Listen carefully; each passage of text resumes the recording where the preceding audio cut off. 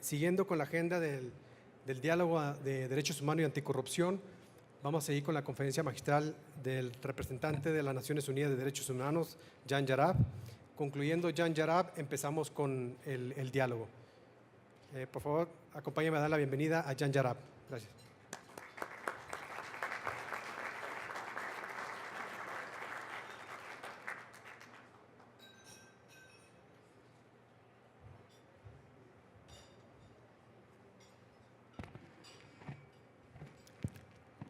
Muy buenas tardes a todas y todos. Es un honor y un placer estar hoy aquí con ustedes. Y antes que nada, permítanme extender un agradecimiento a los organizadores por la invitación a compartir algunas breves reflexiones en este espacio y por recibir a la Oficina en México del Alto Comisionado de las Naciones Unidas para los Derechos Humanos y darme un poco de su tiempo. Esta actividad es para la oficina una oportunidad para estrechar los lazos con ustedes, la representación del importante sector empresarial de México. Yo hablaré sobre corrupción y su impacto en el pleno goce y garantía de los derechos humanos y me voy a permitir desglosar la vinculación entre estos temas. Haré también referencia explícita al derecho a la salud.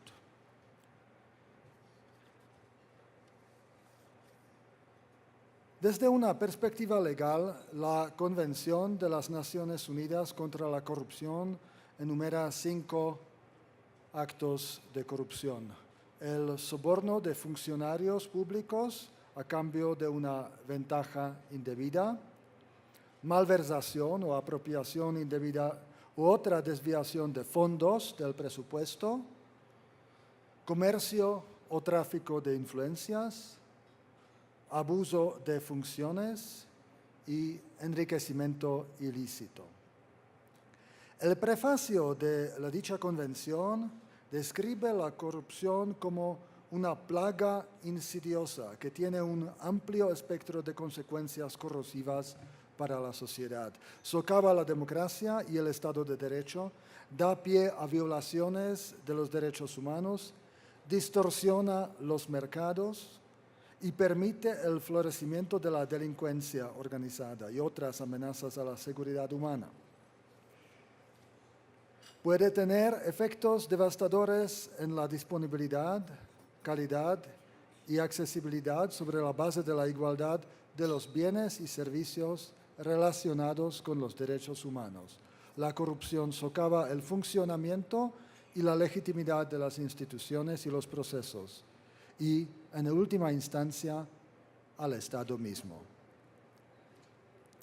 Sabemos también que las personas y grupos más desfavorecidos sufren desproporcionadamente de la corrupción. Personas en situación de pobreza, las personas indígenas, personas migrantes y entre ellas las mujeres y las niñas. Como podemos ver, son los mismos grupos que sufren más que otros de las violaciones de derechos humanos. ¿Por qué afecta la corrupción más a las poblaciones en situación de pobreza? ¿Por qué afecta más a las poblaciones vulnerables? Porque desvía los fondos destinados al desarrollo, mina la capacidad de los gobiernos de ofrecer servicios básicos, porque alimenta la desigualdad y la injusticia, porque los desfavorecidos dependen más de los bienes y servicios públicos y tienen medios limitados para buscar servicios privados alternativos. Y porque estos grupos tienen menos oportunidades de participar en el diseño y la implementación de políticas y programas públicos y carecen de los recursos para defenderse y buscar reparaciones. Además, cabe mencionar que quienes participan en los esfuerzos para investigar, informar, enjuiciar y juzgar la corrupción los whistleblowers, los activistas, corren un riesgo de sufrir también violaciones de sus derechos humanos y requieren una protección efectiva. Si bien los actos viciados por la corrupción pueden constituir violaciones de los derechos humanos, la corrupción misma se constituye como un obstáculo estructural para el disfrute de los derechos humanos. Los mecanismos internacionales de derechos humanos, incluido el Consejo de Derechos Humanos, han prestado cada vez más atención al impacto negativo de la corrupción en el disfrute de los derechos humanos y han hecho numerosas recomendaciones a los Estados miembros con el objetivo de prevenir y combatir la corrupción. Pareciera entonces evidente el vínculo entre corrupción y violaciones de derechos humanos. Pareciera evidente que el denominador común de la corrupción y de las violaciones de los derechos humanos es el abuso del poder de los quienes tienen obligaciones en términos de derechos humanos. Entonces, de los políticos, de los funcionarios públicos, sobre todo en vínculo con la dimensión económica. Sin embargo, el público en su conjunto, y no solo en México, no lo entiende siempre así. Hay una percepción tradicional de que la lucha en contra de la corrupción es una agenda muy distinta de la agenda de derechos humanos. Y de hecho, en el imaginario popular muchas veces los esfuerzos anticorrupción son vistos desde un enfoque punitivo, castigar a los malos, y la defensa de los derechos humanos sigue mal interpretada por su carácter garantista de estar al lado de los malos. Tenemos entonces la tarea conjunta de enseñar al público que las dos agendas de hecho no son opuestas, sino que son plenamente sinérgicas a favor del Estado de Derecho. Tanto la corrupción como las violaciones de los derechos humanos resultan de la debilidad del Estado de Derecho y lo siguen debilitando aún más. Y los esfuerzos en contra de la corrupción, a favor de los derechos humanos, pasan por el fortalecimiento del Estado de Derecho. No se trata entonces de un juego de nosotros en contra de los demás, sino de la construcción de una sociedad que cuente con instituciones transparentes y con la rendición de cuentas. En México, los esfuerzos de juntar las voces del sector empresarial y de la sociedad civil organizada en defensa de los derechos humanos son muy recientes. Me parece de mucha importancia construir puentes entre estas dos agendas, como lo ha iniciado Marie Claire. Y las sorprendentes alianzas entre el empresariado, representado por Coparmex, y las organizaciones de la sociedad civil de derechos humanos en el contexto mexicano. Esto es muy importante porque la sinergia entre ambos nos fortalece de varias maneras. Por un lado, el vínculo con los esfuerzos anticorrupción hace los derechos humanos más entendibles al público. Demuestra que los derechos humanos son asunto de todos, no solo de categorías con cuales ellos tal vez no se identifiquen. Y por otro lado, la dimensión de derechos humanos en la política anticorrupción no solo visibiliza el impacto humano de la corrupción, pero también añade a la batalla en contra de la corrupción una importante dimensión ética y legal, en el sentido de las obligaciones internacionales del Estado. Además, la mencionada sinergia y la alianza pueden ser necesarias para evitar que las campañas anticorrupción se vuelven demagógicas, como se ha visto en algunos países, donde varias fuerzas políticas se han aprovechado de la bandera anticorrupción para restringir las garantías de derechos humanos. Desde nuestra perspectiva, los estándares principios y mecanismos de derechos humanos proporcionan puntos de entrada para complementar los esfuerzos contra la corrupción. Entonces, la Oficina del Alto Comisionado promueve un enfoque de la lucha contra la corrupción basado en los derechos humanos, un enfoque que coloca las normas y estándares internacionales de derechos humanos en el centro del debate y esfuerzos anticorrupción en todos los niveles. Este foro decidió dedicar su atención especial a un sector en particular, el sector de la salud. Desde la perspectiva de los derechos humanos, evidentemente se trata de un derecho.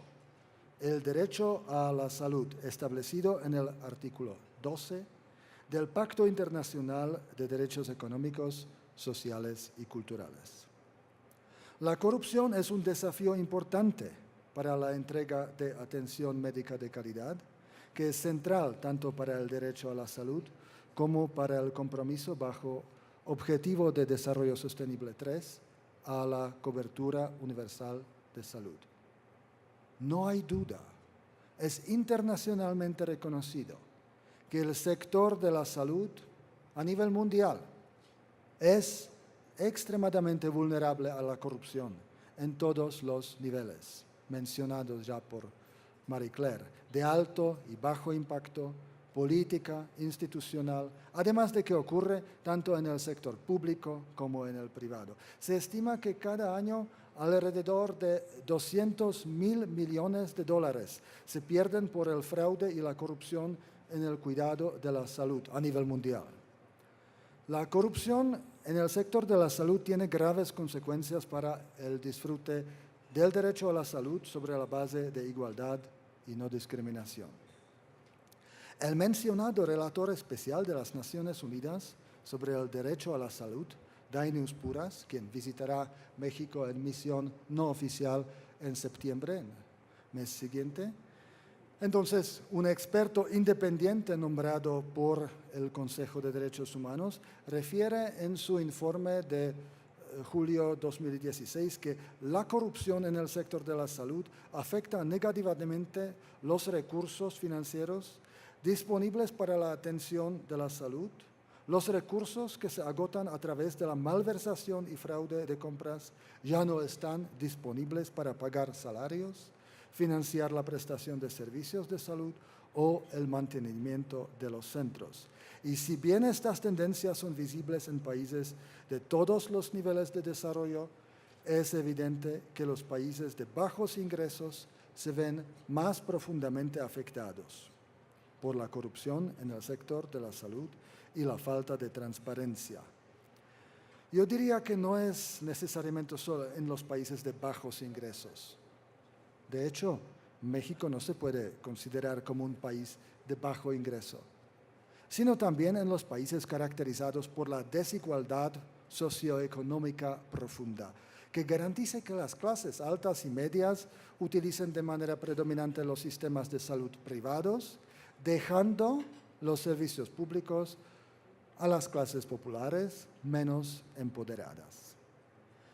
En ese contexto quisiera recordar los elementos esenciales del derecho a la salud, cómo les identifica el órgano de tratado, entonces el Comité de Derechos Económicos, Sociales y Culturales.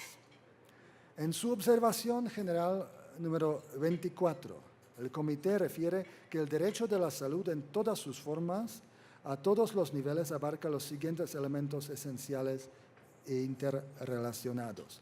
Primero, disponibilidad, que implica que el Estado debe contar con un número suficiente de establecimientos, bienes y servicios públicos de salud y centros de atención de la salud, así como de programas, que además esos servicios incluirán los factores determinantes básicos de la salud, como agua limpia potable, condiciones sanitarias adecuadas, hospitales, clínicas y demás establecimientos relacionados con la salud, personal médico y profesional capacitado y bien remunerado, así como los medicamentos esenciales. Y segundo, accesibilidad. Los establecimientos, bienes y servicios de salud deben ser accesibles a todos, sin discriminación alguna, dentro de la jurisdicción del Estado. Los pagos por servicios de atención de la salud y servicios relacionados con los factores determinantes básicos de la salud deberán basarse en el principio de la equidad a fin de asegurar que esos servicios, sean públicos o privados, estén al alcance de todos, incluidos los grupos socialmente desfavorecidos. Yo añadiría que resulta igualmente importante que aunque algunas prácticas cotidianas en los servicios relacionados con la salud pueden no ser consideradas como corrupción jurídicamente hablando, su aceptación tiene un efecto acumulativo perjudicial en el rendimiento de sistemas de atención de la salud e indirectamente sobre la salud individual y social. Es decir, habrá que considerar aquellas prácticas que minan los principios de la ética médica, de la justicia social, de la transparencia, efectividad y eficiencia en la provisión de los servicios de atención a la salud. Cuando tales prácticas no son abordadas adecuadamente, abren el camino a decisiones no transparentes en todos los niveles de la formulación de políticas, la implementación de políticas y la prestación de servicios, y por lo tanto conducen a ambientes corruptos y fomentan la corrupción institucional. Además, aquellos sistemas en donde falta transparencia, participación y rendición de cuentas, responsabilidad, son un caldo de cultivo fértil para la corrupción. Una amplia gama de actores puede estar implicada en estas y otras prácticas corruptas en el sector de la salud, como lo menciona el relator. Vale la pena señalar además que el derecho a la salud no se reduce al tema de la asistencia sanitaria, sino que incluye a los determinantes de la salud, por lo que se necesita de herramientas que aborden escenarios de corrupción en lo social, en factores ambientales y otros. Las medidas para abordar el derecho a la salud deben ser holísticas e integradoras, más allá de la provisión de servicios de salud y estar respaldadas para un compromiso interinstitucional. Podemos preguntarnos en qué forma las empresas deberían estar vinculadas en el combate a la corrupción en el sector de la salud. Las empresas tienen la gran responsabilidad de exigir al Estado mecanismos de transparencia y rendición de cuentas que faciliten la sana competencia en la provisión de bienes y servicios para la salud, por un lado, y por otro lado, mejorar y cumplir con sus propios estándares de compliance ante escenarios potenciales de corrupción. Resaltaré algunas buenas prácticas. Contar con un programa de buena gobernanza, integridad y combate a la corrupción.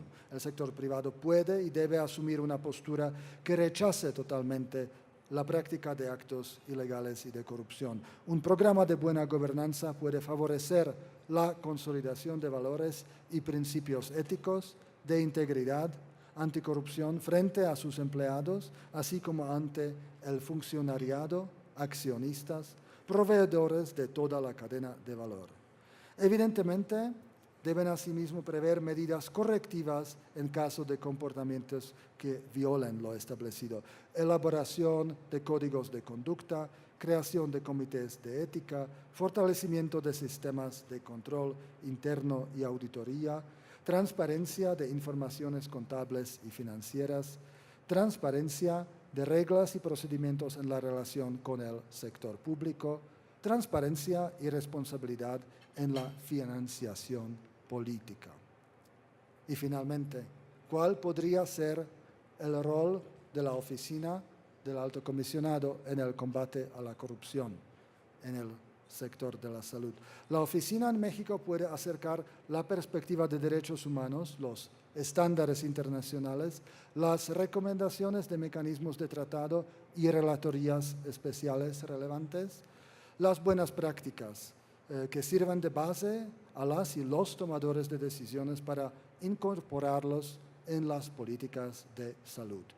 Recomendamos al público aquí presente que revise también el informe ya mencionado del relator especial pues elabora una serie de recomendaciones para combatir la corrupción en el sector de la salud, que pueden ser de su mayor interés.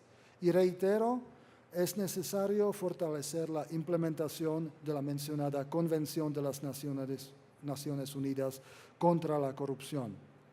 No sé si está presente mi colega Antonino De Leo de la UNODC, pero si está, sin duda los mencionará en la discusión.